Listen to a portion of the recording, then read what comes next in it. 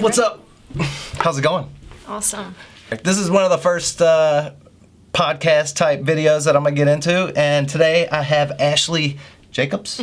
Ashley Jacobs with us today. She is into marketing. She's a marketer. What do you call it? Marketer? Marketer, yeah. And but she also does a little bit of Jiu-Jitsu, and I thought she was pretty fun to talk to, so we're gonna see where this takes us. We'll see if we can get anything interesting out of her today. So tell me about yourself. About myself? Well, do you want to know like background on marketing? Like, yeah, I went to college for marketing, worked with multiple companies to do their marketing, essentially stopped working for them and went and worked for my brother. I don't solely just do marketing for him anymore. I do I run all the business side of his company, but I do the marketing too.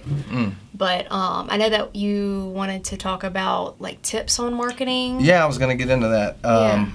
And just because actually I want it for myself too, because, part of my background, I kind of just came into like a new market. And if you were to market for like a photographer, like, what do you think are some cool, like, strategies? Like, because I know things have changed over time. Like, things change and... I feel like some people try to just kind of overdo their marketing. I just feel like, really, to get your point across is just to kind of focus on your content and to put it out there. Because people are so visual. So it's like, they want to see the work you can do. Like, for example, your constant content type stuff, like somebody's going to want to see an example of that so that they could say, okay, well, you've talked about doing it, but I want to actually see where you've done it so that they can see like firsthand what it's going to look like for their company. So since people are so visual, photography obviously is going to be, it's all about vision and seeing your portraits and all that, videos and stuff, but that's really what I would suggest to you is just kind of focus on one point. It really depends on your strategy. Like, what are you wanting to sell or what are you wanting to promote? And then use that time to promote that specific product and not just kind of be all over the place. So it's like, if you're wanting to do that constant content, then you need to focus on doing that and putting that content out there so that people can see it. Yeah. Because like, if they don't see it, then they don't have anything to go off of, you know? Some people have the creative mind and they can kind of understand what you're saying without seeing it themselves. But most people, if they're wanting to do, market their company or they're wanting to get somebody to do a video, they're expecting you to be the creative one. So they're counting on seeing all of that content firsthand, Does that make sense? Oh yeah, totally. And then social media, it's become such a big thing, social media, and it's basically free, Yeah. You can pay for ads and stuff, but you don't necessarily have to. There's companies out there that might run a ad consistently, but it's not like it's constant, like it's not ad after ad after ad. It's like one ad for a short period of time. And that works for them, and use that to the ability, but also that kind of ties into using social media, but not using it as a sole marketing tool. You also need to get out there and network. Yeah. And that's what a lot of people I feel like these days don't do. They kind of, That's that new generation. Yeah. I feel like younger people, they're just scared to talk. I don't know. Yeah. When they get in person, they just don't know how to talk about their business. And it's like, you got to get out there and meet people and network, not just through social media. Yeah, it's a great tool, but you still need to create those relationships with people. Yeah, that's true. That's just creating trust with people. Yeah. And that's where referrals come in. Yeah, it works both ways because I've actually had something recently where I had a client and we conversed over email and I needed more details before I could give her a specific bid on the job, and she wouldn't talk to me on the phone. And so I didn't even send them anything. Yeah. I was like, screw you. If you can't talk to me on the phone about what you want me to do, then I'm not even going to waste my time. Well, that's communication too. You know? That's a vital part of running a successful business is good communication. And that's one thing that, like, my brother and I, as far as our company goes, is we're very big on communication. Like, our the people we work with and do work for, they're like, y'all are so good about communicating with us. So, I mean, it really does make a difference. You know, you just... And it's important for marketing, you know? Like, you got to be able to communicate. Yeah. Don't be shy or scared to get out there and market your business. You're out there to be successful. You know, you trial and error, what we just talked about. Like, certain things are gonna fail. You're gonna learn, but you know not to do those types of things next time, and then you grow, try something else, and then eventually you're gonna find stuff that really works for your business, you know, and your market, whatever you're trying to advertise. But as far as, I mean, visual, people like to see your content, social media, and then don't be afraid to market. Those are probably just the biggest things, and that's not a secret. Yeah, you know, right? It's common sense stuff. Yeah, people just don't think about it, like or do it. It's like, they're lazy. You can't. You know? I love the saying, you can't read about push-ups. Yeah, exactly. I've never heard that before, but that's so true. But it makes sense. Like, it really does. It really does. Yeah. Yeah, that's good. So, just constantly posting. Do you think posting? How much is too much? Is there too much? As far as photography goes, I mean, I don't think anybody ever gets sick of seeing art. You know? Yeah, I guess you're right. I mean, as far as it has such a short some type life. Of that's like a business that's like not you know, construction or something. People don't want to constantly see that on their social media. So I mean, it kind of depends on the business of or you know what your what trade, you know, you're into or whatever. It's kind of like you find that happy medium. That's just goes back to trial and error, you know, kind of. Yeah, we'll have to talk about it because we talked about that off the camera. And you can see even, I mean, on social media, how people engage with your post. So it's like you can kind of see, well, these people didn't like this post as much, so maybe, and they like this one, so maybe I should start focusing on post more in this aspect. With one of my previous companies, I noticed that a lot of people engaged when we showed pictures of like our employees, that kind of thing. The atmosphere of the company, because when those people came in, they knew those people, so they were like, oh yeah, we like them. Like, we recognize them, we're gonna like this post. So we would try to do more stuff that engaged, like showing our employees on our social media and showing like the type of atmosphere and how we were all good friends and connected and like family vibe, and people really liked that. So it kind of drove our social media and our numbers up. Yeah, that's kind of what my approach has been recently. Not that I've had a lot of clients do so, but my idea is to tell the story of people's, you know, the people that work at a company, the people you're going to deal with, and the people who have experienced, you know, the customers who have had their experiences. So, you know, interviews with these people, and, you know, like a upgraded testimonial kind of thing. Yeah. You know, where you kind of document a little bit of their life. It's kind of a live one, yeah. That's what I really was hoping to get into with a lot of companies, because I feel like it's a whole new world, like a whole new wild, wild west, the way the internet and the, you know, everybody loves videos photography in the world. Yeah, that's kind of why I got into it. I mean, it's so easy to just scroll through and watch a video, you know. Yeah, and these big long posts telling a bio on somebody, nobody wants to actually read that these days. No. They want to just watch a video, and so I could see that being successful. Yeah, that's what I'm trying to. That's what I'd like to market more.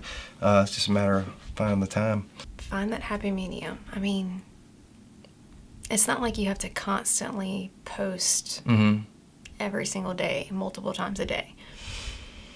And then that even goes to different platforms. You know, people send out multiple tweets a day, but not everyone's going to post like 5 different posts in one day on Facebook. People are going to be like, you were blowing up my newsfeed. Like, you know, sometimes it kind of depends on if it seems like you're dropping followers or something. You have to kind of see what you're doing and the results of it, and try and figure out kind of what people like to see, what you know, like I just said, what posts people engage in, because you're going to be able to see, okay, well, they like these types of posts.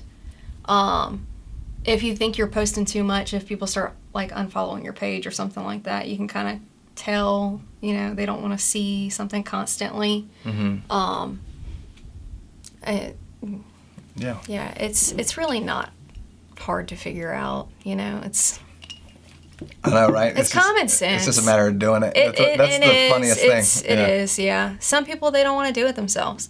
And there's other people, you know, that they're like, this is easy. Like, I can just do this myself, and it's successful. And they are successful, you know, and they grow their business very quick because they take the time to actually do it. It's pretty amazing how much time it actually takes. It really does. Yeah, it really does. People are like, oh, yeah, that's easy. But it's like, not. Yeah, it seems. It takes a little bit. It seems easy. You don't want to be repetitive. And to be creative. You want to be creative, yes.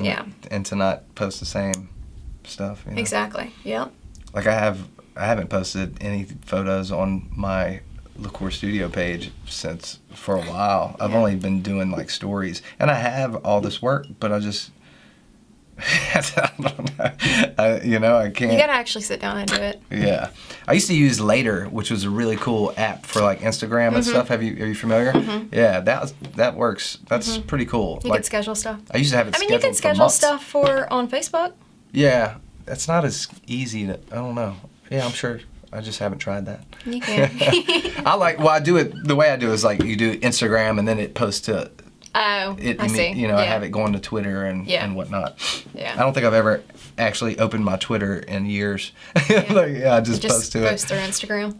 That's the easiest way. Saves time. How's your cold brew? It's good. It's actually really good. Eric made this cold brew. I'm pretty impressed. I've been into the cold brew lately. It's I honestly never drink it without creamer. Yeah. So this is good. Good. There's only been one other coffee, and it was somebody in like Hammond. I think they have like a brewery now, but at the time they were just getting started. I was interning for a marketing firm, and they wanted to market their business. They were trying to start their little coffee shop or whatever, and they were making it like out of their house. And I tasted it, and that was the only coffee that I liked that wasn't like filled with sugar and creamer and all that. So since then, this is the first one. Really? That's good to know. That's pretty awesome. Now, it's pretty simple. So I use just a French press, and I always use whole beans and grind them right there, and then I put it, I don't measure it, so I don't weigh it. I measure it as in four cups. No, I do like 4 cups. I have one little measuring cup that's like 4 cups, and then I put that in there, and the French press I have is 32 to 36 ounces. Yeah. So, and I just let that sit for 12 hours, and I was going to make a video about it, but I think there's enough coffee videos out there. It is kind of my thing. Coffee's, I don't know. I love coffee. Me without coffee is my thing. Kind of scary. Like, I have to have coffee in the morning. I'm like a whole other person if I don't have it, honestly. But, yeah. So, Jiu-Jitsu. Yeah, what made you get into Jiu-Jitsu? So, I've done Jiu-Jitsu for, I'd say 5 months now. Really? 5 months? Yeah, about 5 months. Seems long. I don't know why it seems longer. I don't know. Yeah. Only 5 months, but I love it. I started it, so I've always wanted to do something that's like somewhat self-defense, but also like a good workout. Yeah. So I didn't just like wake up one day and decide I want to do jiu-jitsu. Like, I really did research on it and try to find. Where'd you do your research? Just like on the internet, like kind of looking up. Do you remember any certain articles that you found or saw, or websites or? No, not any. YouTube videos? I mean, I watched YouTube videos and read multiple articles, but it's not anything, like, I don't remember the actual source. But basically, I just kind of looked into the best self-defense for women. That was kind of my focus, and Jiu-Jitsu kept on coming up. And I'd heard about it before, like, I knew people who had done it, but it was guys, so I never really knew as far as girls, like, if it was a thing that girls really did, and it's kind of intimidating, you know. It's more of a masculine sport, I'd say. Yeah, I mean now it's becoming more popular, and we've been getting so many girls in the gym. I'm so excited. I'm like, yay, people to train with. That's but cool.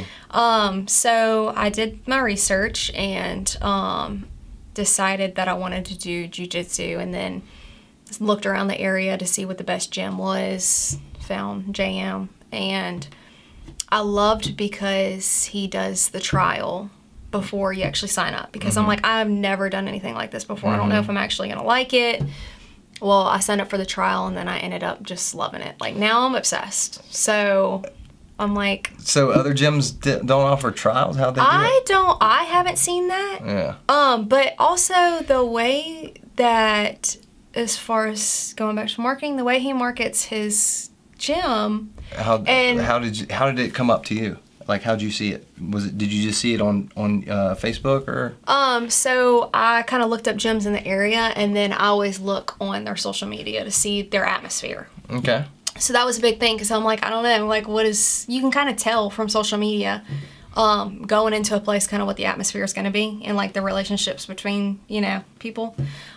So I kind of looked on their social media for a little while, and it seemed like it was a really good atmosphere. It seemed like it was super welcoming, not really judgy or anything. Like, you didn't have to have any experience. I actually saw a video, I think maybe on his website, where he talked about how you didn't have to really have any experience in it. Everybody's going to start at different levels, that kind of thing. So that really kind of welcomed me in, because I was like, What video was that? I don't know. I saw that. That is a good one. It was a really good video. Yeah. I mean, it really made me feel comfortable to go there, because, I mean, it's obviously a very contact sport. So it's like, you want to be able to trust the people and know that they know what they're doing and what they're training is right, and you're not going to get hurt or whatever. So he just had a really good, it seemed like the gym had a really good atmosphere. So that's why I chose it. And then going there, I mean, the first day everyone was so welcoming. And I've just loved it ever since. Like, I've created pretty good friendships with everyone, and it's just a really good vibe there. Like, has it improved your life in other ways? Oh, yeah. I mean, it's... Yeah. Mindset. So, mindset, yeah. I think it really, I mean, they talk about it keeping people humble, but it really does. Like, it's very humbling. And I like it that it's not something that, you go in and, like, you learn and you get real good out of it or whatever, and then, you know, it's challenging. Like, you're constantly going to be tested. It's like, there's always going to be someone that's better than you that'll put you in your place, you know? And I really like that, because it's like, I'm the type of person that I tend to, like, once I start to get good at something and I don't really feel that it's challenging, I feel like it kind of gets boring, and then I stop. Where Jiu-Jitsu, like, that's never, like, I'm constantly getting my ass kicked in the gym. So, I mean, you know, I'm also, you know, white belt and very new at it. But that's what I really love about it. It's a great workout. I mean, it's a good therapy. It's got so many benefits. I mean, the people are great. You know, I don't know about other gyms, but our gym, you know, seems like it's just fun. It's a happy place. Yeah. Everyone's always in a good mood. Yeah. Well, it's just, good. you know, it's a good place to hang out. So I'm going to mention what we talked about earlier about losing or about getting your butt kicked and, like, learning to deal with. I feel like it increases the, like, lessons in life that translate to, like, your day to day. Like, for instance, like, getting your butt kicked and not letting that, like, get you down, and you just keep moving and keep trying. Yep. You know, things like that. Learn from your mistakes. Yeah. Yeah. I mean, it's a challenge. And that's the good thing. I mean, we had mentioned this earlier, is whenever you do get your ass kicked over and over and over again, you kind of figure out, okay, maybe this isn't working. Maybe I should try something different. So it's kind of like you're learning from those lessons, you know, which is, you know, one of the things, you know, that we said we liked about it is it's constantly challenging. Yeah. And then it also teaches you kind of how you can't like judge a book by its cover. Yeah, you really can't. Like you can look at somebody that's smaller than you and be like, oh, look at this. I could kick that little, person's ass. and Yeah, then little ninja. Yeah. Because like I feel like that's most people's interpretations of like fighting sports. Like whoever does it stereotype. wants to go fight somebody all the time, and it's like when in reality they're like least likely. Yeah. Because they know how capable they are able to hurt somebody, but also how you don't never know what these you other never people. know. I think you're the one that told me that you said the gym you went to in New York, you said like there was like one little guy, he would train and then he'd put like on his little bow tie and stuff, and like you wouldn't think that he would ever do jujitsu. That's exactly, that's kind of one. It's like a good example. It's a little exaggeration of like multiple times that has happened where you're like you're walking in or you're leaving and you look over and you're like, that's the dude that just choked me out 6 times. And you're like, I would have thought that I could just smack this dude around if I walked in, Yeah. So it's pretty funny. It is. What made you do jujitsu? What made you want to start? I was always into fighting. I mean, I was always into karate and stuff when I was a kid. Yeah. And then for a period of time, I was like, I'm just an artist. Yeah. I just might lift weights every now and then or go running or something like that. And then I moved back here and I met, I've always been like a portrait photographer. So I'm shooting all different types of people, and Rico Rodriguez was teaching and he's an ex-UFC champion. Mm-hmm. And my friend owned the gym, the UFC gym in Baton Rouge. And I met Rico, and Rico needed photos, so I did photos of him. And then he was like, I'll give you a gi, you want to roll? And I was like, not really. I was like, I'm not rolling around on the ground, wrapping my legs around dudes. It's like, I really don't feel like doing that. That's not ideal. And then I went, and the funniest thing about Rico is like, he's like, I'm gonna give you a free lesson. I'm like, all right, cool. I show up, and he's like on his way out, and he's like, hey, and like he forgot that he was supposed to teach me, and he was like, just referred me to some other black belt. He's like, hey, teach him something, and threw me in there. With the wolves. And then I just got hooked like most people. This was right around the same time I got into yoga, which I probably got into yoga like a year or two before. And I was doing yoga and kickboxing a little bit and things like that. And then, I just got hooked, and I went on and off with it. And then around a few years after that, like a year and a half after that, I moved to New York.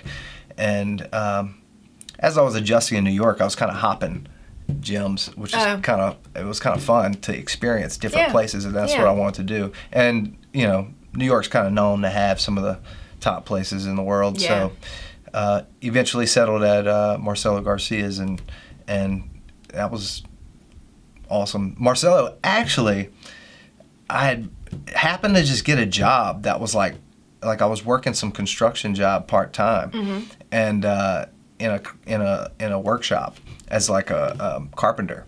Yeah. And it was 2 blocks from the gym, and there was a Home Depot around the corner. I was in the Home Depot walking around, and I was with a friend of mine who actually does jiu-jitsu now, but at the time was like, I ain't doing that shit. Yeah. And the funniest thing ever. So it's a classic story of like, man, I wish I would have did this sooner. Chris, my buddy Chris. Yeah. Anyway, so point is, we were in the Home Depot, and I walked down this aisle and I see this guy, and I'm like, I think that's Marcelo Garcia. And he's like, who? And I'm like, dude, just trust me. You're like, dude, this dude's like, okay. You don't know, but he's really cool. I just went up to him and was like, hey, man, I just wanted you to know, much respect, love your stuff. Yeah. He's like, and he was just so cool and nice and just wanted to talk. Gave me his phone number right there and was like, hey, come to the gym, call me anytime, blah, blah, blah. And I was just blown away at how cool and nice he was. Yeah. So eventually I went over there. The funniest thing is, like, I was leaving, and I see him like at the top of the stairs, and I was like, hell yeah! I was like, Marcelo's like cool. He wants to be my friend. He's like waving me down across the Home Depot, like, hey, and like we're coming down the steps. I was like, what's up? Like, hey, we're best friends now, huh? He was like, but he was like, I gave you my wife's number, wrong number. So That's so funny. But You're like, oh shit.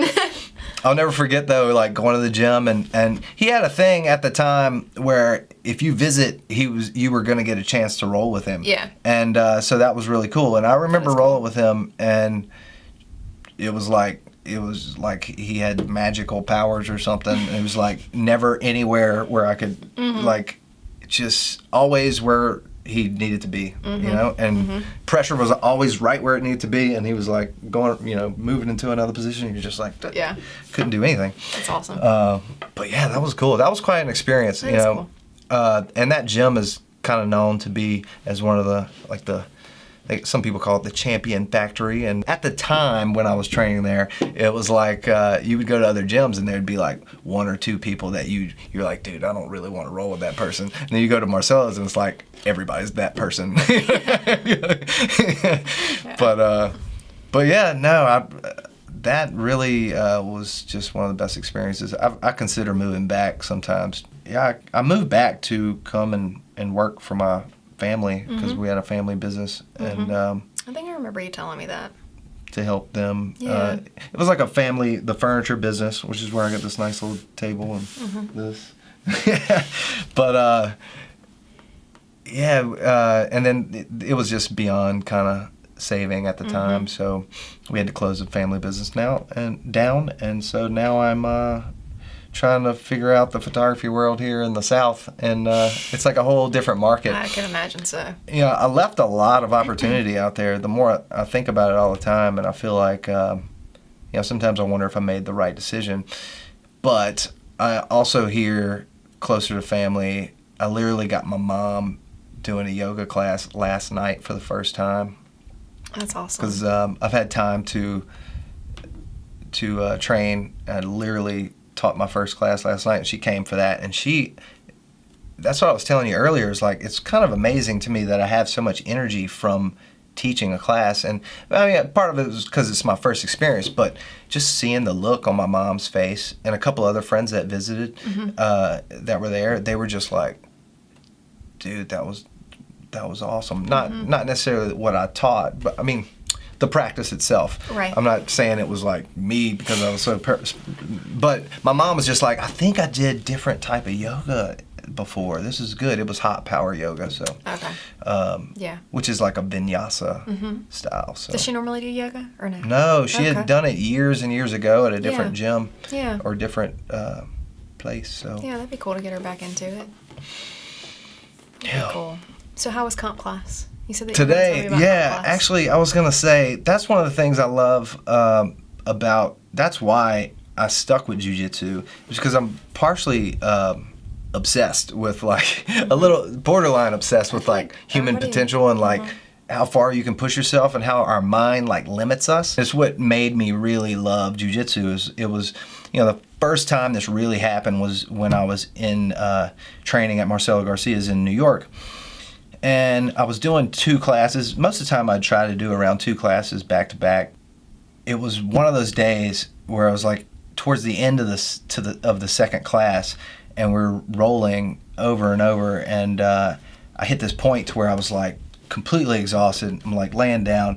I was like, I'm not moving. I cannot move. And then of course, like the manly, like the pride in me, it was just like I wasn't gonna say no to the next person. The next dude that walked up and was like, "Yo, you want to roll?" I'm like, "Of course." Good. 100%. Anyway, so and then of course you know, and you can. That's the cool thing about Jiu-Jitsu, is you don't have to go so hard every roll. You can actually kind of like defend if you need to, kind of like recharge. Ideally, you can. But the point was, something happened. I literally remember feeling like a pulse through my veins. It was like an adrenaline rush. And of course, it was the next thing you know, I'm like on top of the dude going like 100%, you know, doing whatever. And that's kind of like basically what I was saying was like, that's what part of what makes me obsessed with like how our minds put a barrier on us, like make us think that we can't go as far as we really can go. Yeah. And it's And, like, it's just mind blowing. Yeah, it really is. And you were talking about like I said, I mean, there's been a few nights in class where I'm like halfway through a roll with someone and I'm completely exhausted and I'm just ready to like check out. And there's a few people who are like, push me. They're like, keep going, like just try to do whatever you can. And it really is rewarding because it's like, you know, if you push past that limit, I feel like that's really where people grow. You know, you got to push yourself. I just say breathe. And you just learn. I tell people, I'm like, just breathe and move. Just breathe and move. Right. You know? I'm like, I'm not going to hurt you. Yeah. Just like keep moving. Yeah. You know? Oh, yeah. And I mean, as far as that goes even to self-defense, because it's like, if it was real world, I mean, your adrenaline's going to be pumping and everything, but you can't just give up. So that's a good lesson to learn, just to kind of keep going and keep fighting in a competition, you know. So people, you know, I had my first competition in New Orleans. I know, I was going to bring that up. But I've had, you know, before that competition, everybody's like, it's basically the same thing you do in the gym. It's just going to be a lot harder. Like, y'all are going to go at each other a lot harder. Yeah. And they're like, your adrenaline's going to be pumping. 2 minutes in, like, your adrenaline's going to be gone. You're going to be completely exhausted. And it's like, you just have to push yourself. So to really push yourself in the gym, that's just perfect, you know, practice. And, just to be able to prepare yourself if you do competition or if you are just trying to learn for self-defense. I originally went into it for self-defense purposes, but I enjoyed competing. I mean, I've only competed once, but I'm looking to compete more. You know, I really enjoyed it. It was fun. I actually am too, and it's funny because if I put that video out, I actually talk about how I was like, I'm just an artist that wanted to get into, wanted to stay in shape. You didn't want to, you didn't go into it for competitive purposes. And as that day, like I literally remember thinking to myself, like, oh, why am I doing this? Like, I'm never doing this. Is the last time I'm doing it. I'm like thinking about how I'm going to tell my coaches, like, I don't really want to compete ever again. But after I lost, it was the funnest thing I've ever. It really is. I couldn't explain it. Like the fact that I lost, because I've done other competitions where I've lost, and there's other competitions where I won, and I didn't feel that great about it. I didn't really give a shit, honestly. I really didn't. That's not your. You want to win, but you're not going there for. Really, the whole reason I wanted to compete is to kind of see where I was. Because it's like, we really don't have that. I mean, I'm a white belt. We don't have that many white belts in our gym that I could kind of go against that are my size. So I just wanted to see, like, what I've learned, what I need to work on.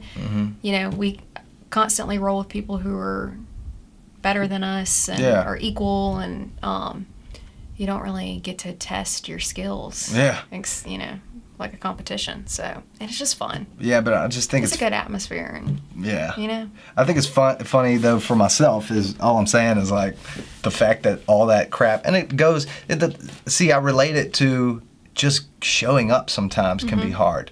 Like, and it was the same thing. It's the same idea with. Just going to class. I mean, I can't tell you how many times. Well, it doesn't happen as much now, but I remember the beginning, driving up to Jiu-Jitsu, sitting in my car being like, I'm fucking turning around. I am not going in there right now.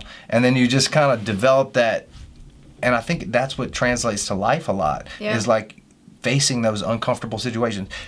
Pushing yourself. Teaching yoga yesterday was almost as stressful for me as stepping onto the mat for a competition. Like, I'm not joking. I had like literally the same type of feelings, like you know, butterflies in the stomach, all this stuff. But because I had that competition experience, it was kind of like nothing in a sense. I was like, I'm uncomfortable and I'm here. I'm uncomfortable and I'm here. Just do it. And I just kept pushing and just like being there. I was like, just get in that uncomfortable situation and learn how to be. And that's kind of like one of those things that I love about yoga that translates to jiu-jitsu. It's like being in an uncomfortable situation and being able to just like be with it and be comfortable. That's where like real growth happens. And don't have excuses. Honestly, like, there's a million excuses on why you don't want to go to the gym, but for me, I think about, I don't want to say I necessarily compare myself to other people, but I think about other people who have way more things going on in life, that go to the gym and they don't skip. And I'm like, if they can do it, like, I have no excuse on why I can't make it there. Yeah. So that really, I kind of hold myself accountable, I guess. Yeah, that's good. And that kind of keeps me motivated too. Back to the human potential thing. That's two more things I definitely want to touch on. Is you mentioned you were like, you love. I'll just back up a little bit. I told you before that I was kind of obsessed with like freediving. Yes. And so the other day, which is so funny because I read this book called Deep. Got pretty obsessed with it because and some of it kind of woke up. You know, Jiu-Jitsu in itself, like seeing that we have like these internal processes that can push us further than we ever thought we could go. Somehow I came across freediving, and it turns out it's not very hard, or it's not inconceivable to train yourself to hold your breath for like 5 minutes. If Tom Cruise can do it, anyone can. Tom Cruise, like literally, I don't know if many people know this, but he held his breath for like 6 minutes for a movie, for one of the Mission Impossible movies, where he was underwater for 6 minutes while they filmed him being sloshed around in this thing. Anyway, point is that Makes me think of the spleen. yes, and part of it is like for a long time, scientists, a lot of people didn't really believe. I think they even removed people's spleens at one point. Turns out your spleen basically stores its extra red blood cells and oxygen and energy that is stored in there. So basically that the way I understand it at this point, I need to probably study a little bit further. More research, but the way I understand it, and this is also, you also see this, and I've also experienced this in like the Wim Hof method, which is the Iceman who endures like extreme cold, extreme situations. So when you hold your breath, so you use like breath retention processes, and it's pretty fascinating to me because it's almost like you're working out your body's ability to hold oxygen and energy in its body. So the more you make it work, just like working out a muscle, you're working out that, I guess it's the spleen, but I think it's more than just the spleen. Point is, so you hold your breath. Whenever you feel that gagging feeling, that is your spleen like pumping more blood cells into your body. It pumps blood into your head. Like last summer, I was swimming with my little niece and nephew, and this is pretty funny. And I would practice bringing them down to the bottom and get them as deep as they could go. And like, I kept pushing them. And I remember my little niece coming up, and she was like, "I felt blood pump into my head." And I was like, "What?" I was like, that's amazing, that because that's what happens, and because they explain that it's your body's mechanisms that is protecting itself, and one of the first things it needs to protect is your brain. So it pumps blood into your and protects it, and so I'm fascinated with that. I was training the other day, me being obsessed with freediving, and I was choking this new white belt, and I was like, dude, I couldn't. I was like, you can hold that for a long time, and he was like, oh yeah, I do like a little freediving. And I was like, what? And then I hear diving. I'm like, what? I pop in. I'm like, what are y'all talking about? So we're gonna do some freediving. I really, that's one of my goals is to do. We're gonna do a video coming up this summer. Might get Ashley to go too. We'll see. We're gonna figure everything out. But the point is we're gonna go do some freediving, spearfishing and freediving. Ross awesome. is the guy's name. He's a new white belt at the gym, and we're gonna all go freediving. And I'll probably document him spearfishing a little bit. Yeah, that would be really cool. Right? Yeah, that would be cool. I can't think of many other things I'd rather do with my life. That and go back to Brazil again. And are you going to Brazil? Again, yeah. And so hopefully I'll do another series of that. Maybe it might be a little bit different than the ones I've done now. Whatever. Such is life. It's all evolving and changing. So, your tournament. How fun was that? That was so much fun. That was one of the. I'm gonna show photos of that. Maybe I'll put in a clip. Now, the stills I photographed her competing, and it was just. I remember watching that. And it was just one of those motions. I don't think it's not going to always happen the way it happened with you, but it was just so. There were so many you know, the reason I say that is because not the whole team can't be watching everybody all the time. Oh, it's yeah. not always going to happen that Yeah. way. So, but everybody was there just rooting you on, and it was just so kind of inspiring. And for me to watch that, I'm sitting there documenting it, Yeah. and it was awesome. And looking through the photos and seeing like everyone's reactions, and I took pictures of everybody and you hugging everyone, and it was just such a special moment to me. And I was just like, damn. And that just the was an camaraderie. experience, yeah. And not also for me, I almost get emotional about this stuff because and I remember telling you, I was like, don't worry. One of the first times we rolled together, I was like, don't worry, you'll be a killer in no time. And of course she chokes this girl out in a triangle, and I was like, I told you. That was a fun experience. Yeah, it was awesome.